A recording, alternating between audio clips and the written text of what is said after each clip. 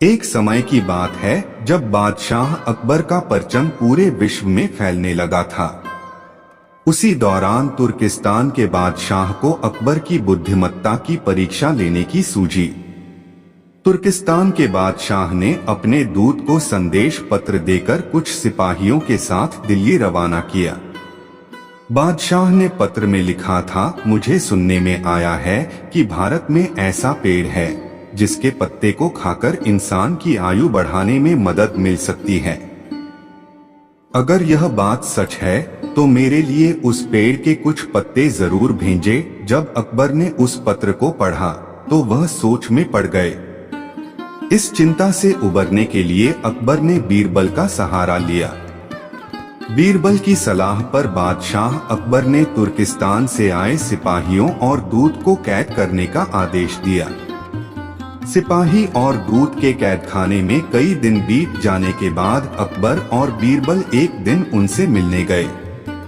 अकबर और बीरबल को आते देखकर वो सोचने लगे कि उन्हें रिहाई मिल जाएगी, लेकिन ऐसा नहीं हुआ। बादशाह अकबर जब उनके पास पहुँचे तो उन्होंने दूत से कहा, जब तक इस किले की एक दो ईंट गिर नहीं जाती तब तक आप लोगों को आजाद नहीं करेंगे। ऐसा होने तक आप सभी के लिए यहाँ खाने पीने का पूरा इंतजाम किया जाएगा। इतना कहकर बादशाह अकबर और बीरबल वहाँ से चले गए। उनके जाने के बाद दूत और सिपाही कैद से निकलने के लिए उपाय सोचने लगे।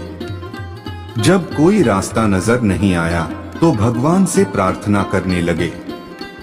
जल्द ही उनकी प्रार्थना रंग लाई और कुछ दिनों बाद अचानक तेज भूकंप आया और भूकंप के कारण किले का एक भाग टूटकर गिर गया। यह घटना के बाद दूत ने अकबर के पास किले की दीवार गिरने की खबर भिजवाई।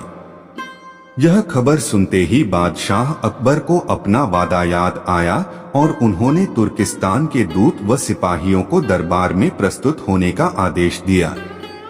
उनके दरबार में पहुंचते ही बादशाह अकबर बोले, अब तो आप सबको अपने बादशाह के द्वारा भेजे गए पत्र का उत्तर मिल गया होगा। अगर अब भी आपको समझ नहीं आया है तो मैं समझा देता हूँ। तुम सिर्फ 100 लोग हो और तुम्हारी आह सुनकर किले का एक हिस्सा गिर गया, तो सोचो जिस देश में हजारों लोगों पर अत्याचार होते हैं उस देश के बादशाह की आयु कैसे बढ़ेगी। लोगों की आह से उसका पतन तो निश्चित है। हमारे भारत देश में किसी गरीब पर अत्याचार नहीं होता। यही होता है आयुवर्धक वृक्ष। उसके कुछ दिन बाद बादशाह ने उन सभी को उनके देश भेज दिया है और रास्ते में होने वाले खर्चे के लिए कुछ पैसे भी दिए। दूत ने तुर्किस्तान पहुंचकर भारत में घटित सारी बात विस्तार से बादशाह को बताई।